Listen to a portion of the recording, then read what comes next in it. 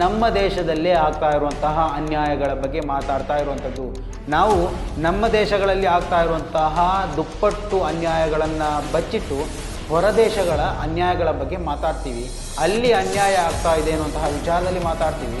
ನಿಜಕ್ಕೂ ನಾಚಿಕೆ ಆಗಬೇಕು. ನಮ್ಮ ದೇಶದಲ್ಲಿ ಮಹಿಳೆಯರು ಸೇಫ್ ಅಲ್ವೇ ಅಲ್ಲ ಅಂತ ನಿರಂತರವಾಗಿ ಪ್ರೂಫ್ನೊಂದಿಗೆ ನಾವು ಮಾತಾಡ್ತಾ ಇದ್ದೇವೆ.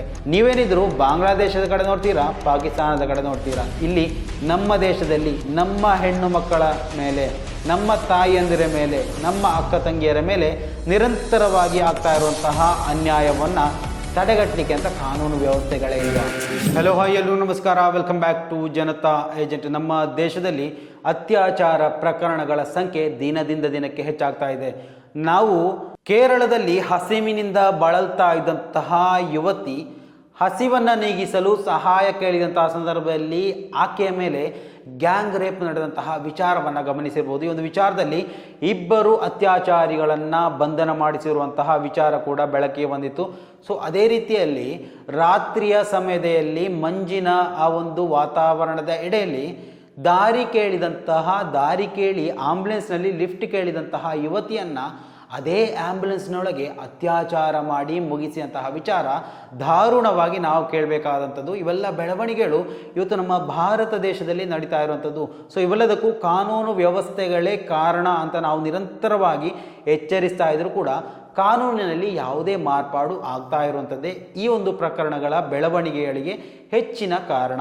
ಸೊ ಇವೆಲ್ಲವನ್ನು ಈ ಒಂದು ವಿಡಿಯೋದಲ್ಲಿ ಎಕ್ಸ್ಪ್ಲೈನ್ ಮಾಡ್ತಾ ಹೋಗೋಣ. ಈ ಒಂದು ವಿಡಿಯೋವನ್ನು ನೀವು ಮೊದಲನೇ ಬಾರಿ ವೀಕ್ಷಣೆ ಮಾಡ್ತಾ ಇದ್ದರೆ ದಯವಿಟ್ಟು ಸಬ್ಸ್ಕ್ರೈಬ್ ಮಾಡ್ಕೊಂಡು ನೋಡಿ. ಮಾತ್ರವಲ್ಲ, ನಿರಂತರವಾಗಿ ಇಂತಹ ಅಪ್ಡೇಟ್ಗಳನ್ನು ನಿಮ್ಮ ಮುಂದೆ ತರುವಂತಹ ಪ್ರಯತ್ನಗಳನ್ನು ನಾವು ಮಾಡ್ತೀವಿ.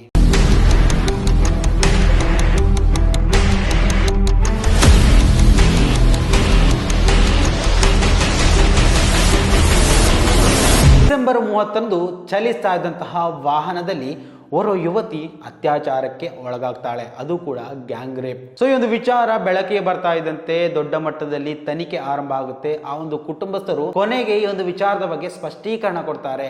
ಅದೊಂದು ಆಂಬ್ಯುಲೆನ್ಸ್ ಆಗಿತ್ತು.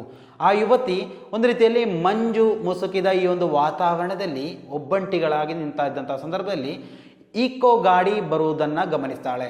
ಸೊ ಅದು ಆಂಬ್ಯುಲೆನ್ಸ್ ಅಂತ ಗೊತ್ತಾದ ತಕ್ಷಣ ಓಕೆ, ಒಂದು ರೀತಿಯಲ್ಲಿ ಸೇಫ್ಟಿ ಅಂತ ಹೇಳಿಕೊಂಡು ಆ ಒಂದು ಆಂಬ್ಯುಲೆನ್ಸ್ಗೆ ಲಿಫ್ಟ್ ಕೇಳ್ತಾಳೆ.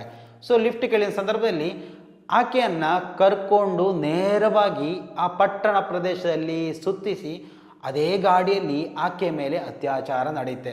ನಂತರ ಆಕೆಯನ್ನು ಎಲ್ಲೆಂದರಲ್ಲಿ ಬಿಸಾಡಿ ಹೋಗ್ತಾರೆ ಆ ದುರುಳು. ತಡರಾತ್ರಿ ದಟ್ಟವಾದಂತಹ ಮಂಜಿನ ನಡುವೆ ತನ್ನ ಮನೆಗೆ ತೆರಳಬೇಕು ಅಂತ ಕಾಯ್ತಾ ಇದ್ದಂತಹ ಯುವತಿ ಅದೇ ದಾರಿಯಿಂದ ಈಕೋ ಆಂಬ್ಯುಲೆನ್ಸ್ ಒಂದು ಬರ್ತಾ ಇದ್ದಂತಹ ವಿಚಾರವನ್ನು ಗಮನಿಸಿದಂತಹ ಯುವತಿ ಇದು ಪ್ರಯಾಣಕ್ಕಾಗಿ ಒಂದು ಒಳ್ಳೆ ಸೇಫ್ಟಿ ವಾಹನ ಅಂತ ಹೇಳ್ಕೊಂಡು ಅದಕ್ಕೆ ಕೈ ತೋರಿಸ್ತಾರೆ. ಆದರೆ ಅದೇ ಒಂದು ಆಂಬ್ಯುಲೆನ್ಸ್ನಲ್ಲಿ ಏನು ಸುರಕ್ಷಿತ ಅಂತ ತಿಳ್ಕೊಂಡು ಆಕೆ ಕೈ ತೋರಿಸಿದಂತಹ ಆ ಒಂದು ಆಂಬ್ಯುಲೆನ್ಸ್ನಲ್ಲೇ ಆಕೆಯನ್ನು ಬ್ರೂಟಲ್ ಆಗಿ ಅತ್ಯಾಚಾರ ಮಾಡಲಾಗುತ್ತೆ. ಅತ್ಯಾಚಾರ ಮಾಡಿ ಆ ದುರುಳರು ಆಕೆಯನ್ನು ಎಲ್ಲೆಂದರಲ್ಲಿ ಬಿಸಾಡಿ ಹೋಗ್ತಾರೆ. ಸೊ ಈ ಒಂದು ವಿಚಾರದಲ್ಲಿ ಪ್ರಕರಣ ದಾಖಲಾಗ್ತಾ ಇದ್ದಂತೆ ಪೊಲೀಸರು ಇಬ್ಬರು ವ್ಯಕ್ತಿಗಳನ್ನ ಬಂಧನ ಮಾಡಿರುವಂಥದ್ದು. ಈ ಒಂದು ವ್ಯಕ್ತಿಗಳು ಓಡಿಸ್ತಾ ಇದ್ದಂತಹ ಆಂಬ್ಯುಲೆನ್ಸ್ ನೋಯ್ಡಾ ಮತ್ತು ಫರೀದಾಬಾದ್ನಲ್ಲಿ ಶಾಖೆಗಳನ್ನ ಹೊಂದಿರುವಂತಹ ಆಸ್ಪತ್ರೆಯ ಆಂಬ್ಯುಲೆನ್ಸ್ ಡ್ರೈವರ್ಗಳಾಗಿದ್ರು.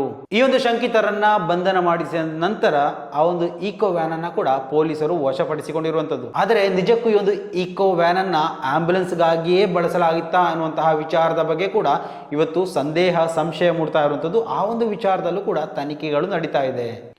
ಪೊಲೀಸರು ಈಗಾಗಲೇ ಗುರುತು ಪತ್ತೆ ಪೆರೇಡ್ಗಾಗಿ ಕಾಯ್ತಾ ಇದ್ದಾರೆ. ಆದರೆ ಸಂತ್ರಸ್ತೆ ಯುವತಿ ಇನ್ನೂ ಕೂಡ ಆಸ್ಪತ್ರೆಯಲ್ಲೇ ಇರುವಂಥದ್ದು, ಚೇತರಿಸಿಕೊಂಡಿಲ್ಲ. ಸೊ ಆ ಒಂದು ಯುವತಿ ಚೇತರಿಸಿಕೊಂಡ ನಂತರವಷ್ಟೇ ಈ ಒಂದು ತನಿಖೆ ಪ್ರಾರಂಭ ಮಾಡೋದಕ್ಕೆ ಸಾಧ್ಯ. ಆಕೆಯ ಮುಖ, ಭುಜ, ಕತ್ತುಗಳಿಗೆ ತೀವ್ರವಾಗಿ ಗಾಯಗೊಂಡಿರುವ ಬಗ್ಗೆ ಕೂಡ ವರದಿಯಾಗಿತ್ತು. ನೋಡಿ, ಇವೆಲ್ಲ ಬೆಳವಣಿಗೆಗಳು ನಾವು ಕೇಳ್ತಾ ಇರುವಂಥದ್ದು ನಮ್ಮ ದೇಶದಲ್ಲಿ, ನಮ್ಮ ರಾಜ್ಯದಲ್ಲಿ, ನಮ್ಮ ಪಕ್ಕದ ರಾಜ್ಯಗಳಲ್ಲಿ. ಇದು ಬೇರೆ ಎಲ್ಲೂ ಅಲ್ಲ. ನಾವು ಬೇರೆ ಯಾವುದಾದ್ರೂ ಬಾಂಗ್ಲಾದೇಶನೋ, ಪಾಕಿಸ್ತಾನನೋ, ಅಥವಾ ಬೇರೆ ಸೌದಿ ಅರೇಬಿಯಾನೋ, ಅಥವಾ ಅಮೇರಿಕನೋ, ಅಥವಾ ಲಂಡನೋ, ಅಥವಾ ಉಕ್ರೇನೋ ಯಾವುದೇ ದೇಶಗಳನ್ನು ತೋರಿಸಿ ಮಾತಾಡ್ತಾ ಇರುವಂತಹ ವಿಚಾರ ಅಲ್ಲ. ಇದು ನಮ್ಮ ದೇಶದಲ್ಲೇ ಆಗ್ತಾ ಇರುವಂತಹ ಅನ್ಯಾಯಗಳ ಬಗ್ಗೆ ಮಾತಾಡ್ತಾ ಇರುವಂಥದ್ದು. ನಾವು ನಮ್ಮ ದೇಶಗಳಲ್ಲಿ ಆಗ್ತಾ ಇರುವಂತಹ ದುಪ್ಪಟ್ಟು ಅನ್ಯಾಯಗಳನ್ನು ಬಚ್ಚಿಟ್ಟು ಹೊರದೇಶಗಳ ಅನ್ಯಾಯಗಳ ಬಗ್ಗೆ ಮಾತಾಡ್ತೀವಿ. ಅಲ್ಲಿ ಅನ್ಯಾಯ ಆಗ್ತಾ ಇದೆ ಅನ್ನುವಂತಹ ವಿಚಾರದಲ್ಲಿ ಮಾತಾಡ್ತೀವಿ. ನಿಜಕ್ಕೂ ನಾಚಿಕೆ ಆಗಬೇಕು. ನಮ್ಮ ದೇಶದಲ್ಲಿ ಮಹಿಳೆಯರು ಸೇಫ್ ಅಲ್ವೇ ಅಲ್ಲ ಅಂತ ನಿರಂತರವಾಗಿ ಪ್ರೂಫ್ನೊಂದಿಗೆ ನಾವು ಮಾತಾಡ್ತಾ ಇದ್ದೇವೆ. ಅದ್ಯಾವುದೂ ಕೂಡ ಈ ಒಂದು ನಿಮ್ಮ ಲೆಕ್ಕಾಚಾರಗಳಲ್ಲಿ ಬರೋದೇ ಇಲ್ಲ. ಅದ್ಯಾವುದರ ಬಗ್ಗೆ ಕೂಡ ಮಾತಾಡಬೇಕು ಅಂತ ಅನಿಸೋದಿಲ್ಲ. ಆದರೆ ಎಲ್ಲೋ ಒಂದು ದೂರದ ದೇಶದಲ್ಲಿ ಯಾರಿಗೋ ಅನ್ಯಾಯ ಆಗ್ತಾ ಇದೆ ಅಂತ ಹೇಳುವಂತಹ ಸಂದರ್ಭದಲ್ಲಿ ಅದಕ್ಕೆ ಹೋರಾಟಗಳು, ಕಾನೂನು ವ್ಯವಸ್ಥೆಗಳು, ಕೇಂದ್ರ ಸರ್ಕಾರದ ಒತ್ತಡಗಳು ಇವೆಲ್ಲವನ್ನು ನಾವು ಕಾಣುವಂತಹ ನಮ್ಮ ದೇಶದಲ್ಲಿ ನಮ್ಮ ದೇಶದ ಯುವತಿಯರು, ನಮ್ಮ ದೇಶದ ಮಹಿಳೆಯರು, ಅದು ಯಾವ ಧರ್ಮನೂ ಇಲ್ಲ ನೋಡಿ. ಇಲ್ಲಿ ಕಾಮಕ್ಕೆ ಕಣ್ಣಿಲ್ಲ, ಕಾಮಕ್ಕೆ ಧರ್ಮ ಇಲ್ಲ, ಜಾತಿ ಇಲ್ಲ, ಪಂಗಡ ಯಾವುದೂ ಇಲ್ಲ ನೋಡಿ. ಯಾವ ಧರ್ಮದವರಾದರೂ ಪರವಾಗಿಲ್ಲ, ಇಂತಹ ಕಾಮುಕರು ಅವರ ನಿರಂತರವಾಗಿ ದಬ್ಬಾಳಿಕೆ ಮಾಡ್ತಾನೆ ಇದ್ದಾರೆ. ಇದರ ವಿರುದ್ಧವಾಗಿ ಧ್ವನಿ ಎತ್ತಿ ಅಂತ ಕೇಳಿದರೆ, ಇತರ ವಿರುದ್ಧವಾಗಿ ಧ್ವನಿ ಎತ್ತವರಿಗೆ ಬೆಂಬಲ ಕೊಡಿ ಅಂತ ಕೇಳಿದರೆ ಅದ್ಯಾವುದೂ ನಿಮ್ಮ ಗಮನಕ್ಕೆ ಬರುವುದೇ ಇಲ್ಲ. ನೀವೇನಿದ್ರು ಬಾಂಗ್ಲಾದೇಶದ ಕಡೆ ನೋಡ್ತೀರಾ, ಪಾಕಿಸ್ತಾನದ ಕಡೆ ನೋಡ್ತೀರಾ. ಇಲ್ಲಿ ನಮ್ಮ ದೇಶದಲ್ಲಿ ನಮ್ಮ ಹೆಣ್ಣು ಮಕ್ಕಳ ಮೇಲೆ, ನಮ್ಮ ತಾಯಿಯಂದಿರ ಮೇಲೆ, ನಮ್ಮ ಅಕ್ಕ ತಂಗಿಯರ ಮೇಲೆ ನಿರಂತರವಾಗಿ ಆಗ್ತಾ ಇರುವಂತಹ ಅನ್ಯಾಯವನ್ನು ತಡೆಗಟ್ಟಲಿಕ್ಕೆ ಅಂತ ಕಾನೂನು ವ್ಯವಸ್ಥೆಗಳೇ ಇಲ್ವಾ? ಅಥವಾ ಆರೋಪಿಗಳನ್ನು ಸಿಕ್ಕಿದ್ರೂ ಕೂಡ ಖುಲಾಸೆಗೊಳಿಸುವಂತಹ ಪ್ರಕರಣಗಳು ಹೆಚ್ಚಾಗ್ತಾ ಇರುವಂಥದ್ದು. ಸೊ ನ್ಯಾಯಾಂಗ ವ್ಯವಸ್ಥೆಯ ಮೇಲೆ ಒಂದು ರೀತಿಯಲ್ಲಿ ಕಪ್ಪು ಚುಕ್ಕೆ ಅಂತ ನಾವು ಕರೆದುಕೊಳ್ಬೇಕಾದಂತಹ ಸನ್ನಿವೇಶಗಳು ಸೃಷ್ಟಿಯಾಗ್ತಾ ಇರುವಂಥದ್ದು. ಸೊ ಸ್ನೇಹಿತರೆ, ಈ ಒಂದು ವಿಚಾರದಲ್ಲಿ ನಿಮ್ಮ ಅಭಿಪ್ರಾಯಗಳನ್ನು ಕೂಡ ಕಮೆಂಟ್ ಮಾಡಿ. ಮುಂದಿನ ಮಾಹಿತಿಯೊಂದಿಗೆ ಮತ್ತೆ ಭೇಟಿಯಾಗೋಣ. ಅಲ್ಲಿವರೆಗೂ ನಮಸ್ಕಾರ.